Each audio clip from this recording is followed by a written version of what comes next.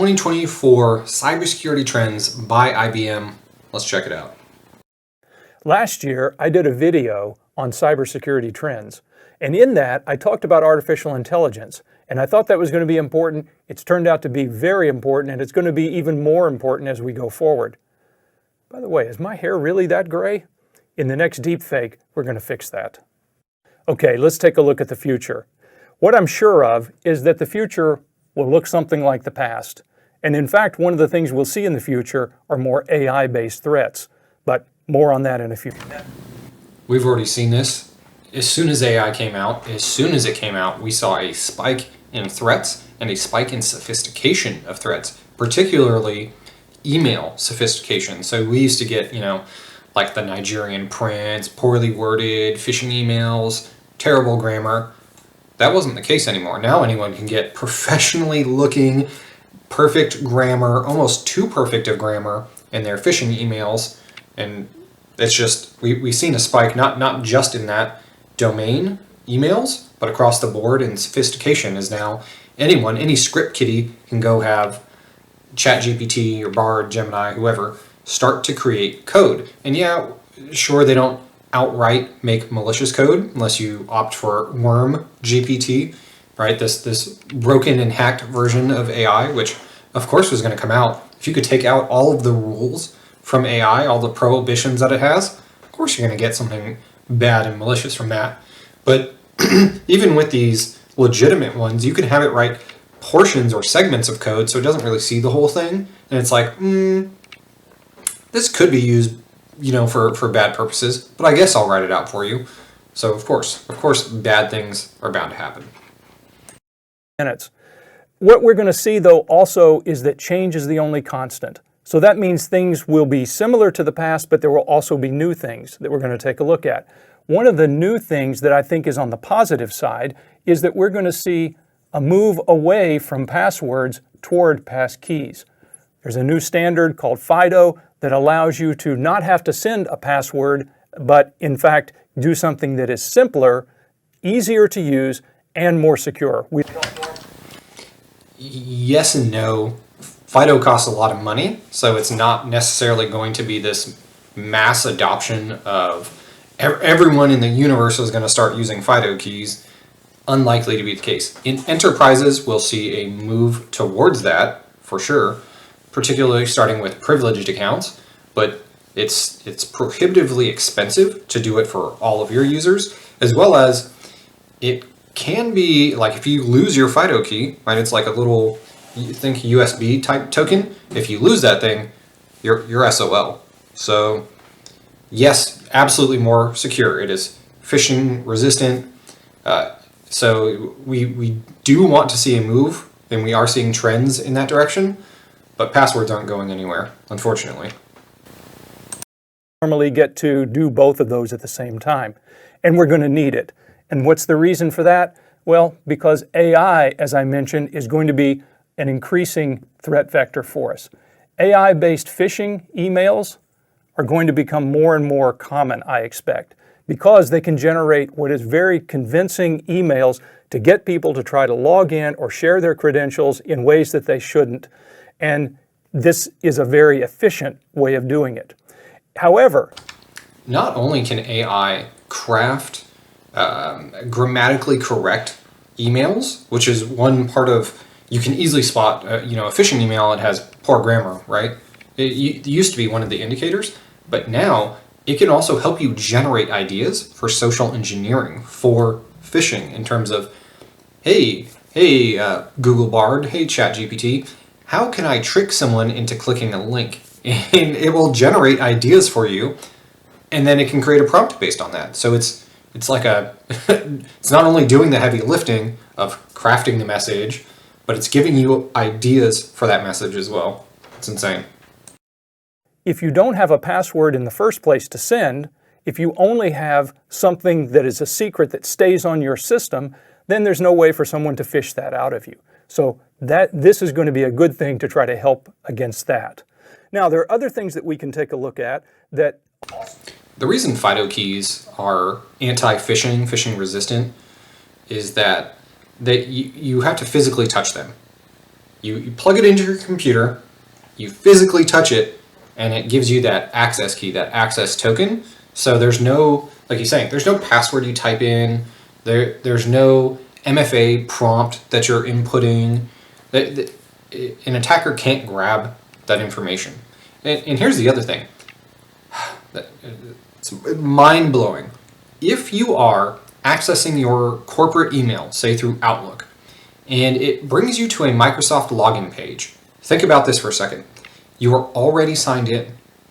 If you can read your email, you're already signed in to Microsoft. Your Outlook, which is part of Microsoft, means you are signed in. If you can access your email, you have already authenticated. Why would you need to sign in again? End users don't know this, they don't think about this, it's just not top of mind for them. They're like, oh, of course, to download this document, this file, I'm gonna have to re-sign in. No. You're already signed in through email. You don't need to sign in again anyway, but bad actors know about that. They exploit that. They are just trying to fatigue you with attempt after attempt, and we're so used to all of these login portals that, of course, we're just going to have to re-sign in. So in the AI space, generative AI, I think we're going to see an increased use of deepfakes. These are things where we simulate the voice, the image, the likeness of an individual. And in fact, deepfake technology has become so good and it is so prevalent. In fact, if you have a mobile phone, it's probably already built into your operating system in most cases. You may not know about it, but it's there. So you could use this kind of tech. That audio is going to sound bad. Sorry about that. Messed that up there. So the issue here may not necessarily be deepfakes. And what I mean by that is, yes, you could deepfake something, but shallow fakes are going to be much more prevalent, where you get actual footage of someone, say a CEO, right? Most CEOs are fairly public. You can find them on YouTube, for instance. And then a shallow fake will just change that video from what they're actually saying to something else. So it's shallow in the sense of it's not generating content from scratch. It's not a deep fake in that, you're building something from nothing. But these shallow fakes are going to be far more common, far easier to implement. And frankly, online tools for about $20, you could right now, within 10, 15 minutes, go create one of these deep fake, shallow fake forms of content and show your boss, right? Show someone in charge at your company just how easy it is to get their image, their likeness, their voice, right? Their mannerisms, and create a video of them saying stuff that they shouldn't. It's just it's ridiculously easy now. Technology to fake someone out, have them believe something that's not true. For instance, have someone call a relative and say, I need money. It sounds like it's your voice, so they send the money. So we're going to need to do more in terms of educating people about deepfakes and the threat in that space, because I think we're going to see more of it. And by the way, if you think deepfake detection is going to be a good way to go, I'm going to ask you to think again about that. Deepfake technology will always keep getting better, and it will eventually be to the point where I don't think detection is going to work. In many cases, we've already seen this happen. So the focus needs to be not on detecting the deepfake with some sort of technology, but building security mechanisms around it so that we're not reliant on the information that's in the deepfake itself. It's likely going to be a variety of controls. In the sense, he is true. What he's saying is true, but it's still going to be a necessary component. Detection will always be a necessary component. Yes, we will absolutely want other layers of security for this, right? It's called defense in depth for a reason, such as user awareness training, obviously not relying on the actual video or audio file, whatever the case is, for your investigation. It's going to be a wild ride. Cybersecurity, it's a wild ride. Things are going to change daily. That's just what it is. As new technologies come out, defenses are always going to have to level up, skill up, change. New technologies, new companies will arise and emerge, coming out with new products and services. because it's, we need 20 tools because there are, 20 different vectors that we all need to protect. So that's just kind of the name of the game. So I don't think we can necessarily discount, this one's not going to be good enough. Well, none of them by themselves. No strategy by itself is generally good enough. We need them all. Other things that we're going to take a look at would be a threat that comes to us from generative AI, and that's hallucinations. And by the way, you didn't think I was going to actually write that word out when I have a magic board that can autocomplete? That's what generative AI does, right? So I'm leveraging that. Hallucinations. We're going to be more and more dependent upon generative AI, large language models, and chatbots. So hallucinations are when basically AI is lying. They're just making stuff up, and it's not malicious in intent. It's just AI needs an answer. They don't have an answer, so they just dream something. They hallucinate that this is reality, that this is truth, and it's basically lying, right? They're just coming up. They're hallucinating an answer, and it's been a problem. It's been a problem this entire time. The issue is when it becomes a problem of life or death, monetary matters, what is actual truth, right? When that information is so necessary to us, and we've been how we trust technology in general, right? If we couldn't trust technology, that the whole system breaks down. The internet is a network of trust.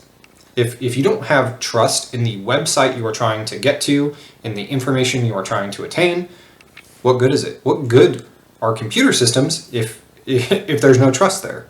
Same with information, right? It doesn't matter whether it's digital or in person.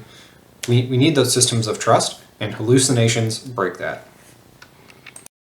To give us information. The problem is some of the information they give us isn't always right, and we call those hallucinations. And we're going to make decisions based upon that could cause security threats to us.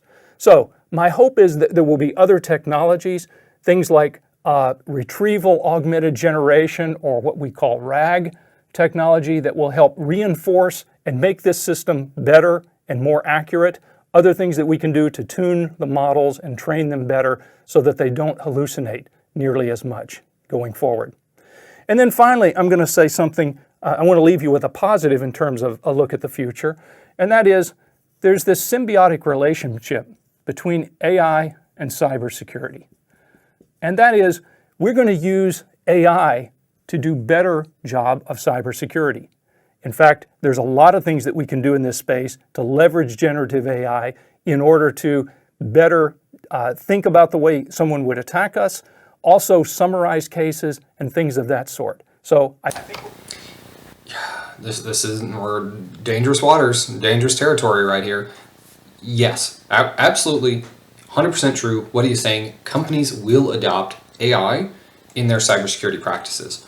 However, whenever you adopt this unknown technology that is capable of hallucinating, that is prone to errors, and itself can be a database or a repository of your company's personal information, well, now that if you're incorporating all of your security practices into this so that AI can make recommendations, that's a gold mine to attackers, right? If they can get their hands on that data, which what data has been so secure that hackers haven't been able to retrieve.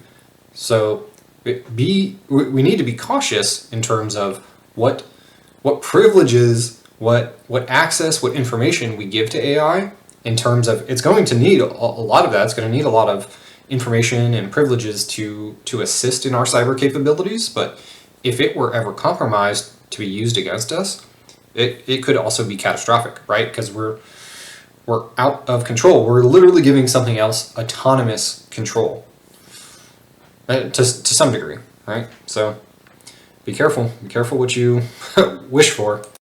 we're going to be able to do a better job with cybersecurity by leveraging AI. By the same token, we're going to need to use our cybersecurity skills in order to secure this AI so that it can be trustworthy, so that we can in fact believe that the information it gives us is true. Okay, that's the future. and it's not a big surprise that the future is very AI heavy. However, there's a lot of existing threats that have continued to persist and will continue to persist as we move into the future. Let's take a quick look at the scorecard from last year's predictions and see which ones of those actually came true and which ones carry forward. I mentioned data breach last year when I did the video. Data breaches are not going anywhere. Just the other week, AT&T 70 million records. I mean, it's day by day, week by week. You hear about breaches all of the time. They're not going anywhere. For sure, 2024 and beyond ain't going nowhere anytime soon. In fact, it turns out that the cost of a data breach has continued to increase. In fact, now we're on the order of $4.5 million on average worldwide. And in the US, that number is almost twice as high. So that one, I'm going to say, yeah, came true. Ransomware, in fact, we've continued to see ransomware persist. The overall numbers are a little bit down, but the amount of time it takes to run one of these attacks has changed dramatically. This according to the X-Force Threat Intelligence Index, which says that back in 2019, we were looking at 60 days on average to deploy one of these. Now we're down to about 4 days. So, ransomware, again, not going anywhere. The fact that it's down, okay, but we saw some major ransomware this year. MGM, Caesars, right, costing in the realm of tens of millions to potentially $100 million in damages. Like the amount of profit from it is just going to keep. It's interesting that it went down. Honestly, it is, and that might be attributable to I want to say the NSA has been attacking some of these groups more. Alpha V comes to mind, where they've just been like destroying their servers, so they have to rebuild, re-earn the trust of their customers. These, right? It's just like a third-party service. You buy their ransomware, give them a share of the profits when you actually are successful in a ransomware attack. So there's a network of trust in criminal organizations. So when you take one down, you do have to rebuild some of that trust. But because of that, there was some level of morals and ethics in that.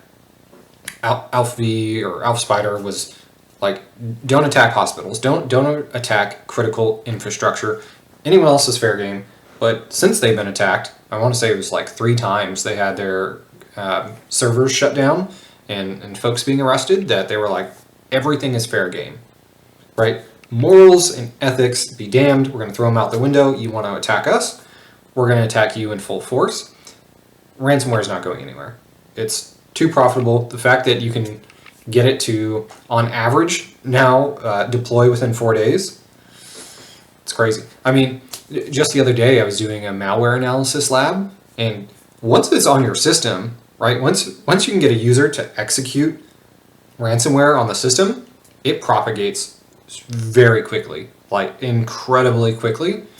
It's most of that time, most of that 4 days is getting the malware on the endpoint. That's the tough part, right? That's the eternal struggle with bad actors, is how do I get this piece of software on a computer, and generally, how do I get someone to click it? You haven't always needed user interaction. There are some exploits that don't, but in general, kind of rule of thumb, you needed a user to execute some type of program. this is kind of a mixed bag. This is it's sort of true, sort of not true, but ransomware is going to continue to be a threat, and it's a faster threat than it used to be. Multi-factor authentication, I don't know about you, but I'm definitely seeing more websites that are offering this as an alternative, and I'm taking advantage, and you should as well. I think we'll continue to see a lot more of that as we go forward. If you don't have, PSA right here, public service announcement, if you do not have MFA enabled on all of your sensitive accounts, and I'm not talking about, your Great Clips account, right? Don't care about that. I'm talking about your bank accounts, your health portals, your financial institutions, anything, right? The IRS, anything that, if compromised, could ruin your life. If you don't have MFA enabled on those accounts, quit this video right now, figure out what those accounts are, and go set up MFA. thank me later, quit the video, go set it up. It's the number one protection you can apply right now to secure those accounts and your future. IoT, Internet of Things threats?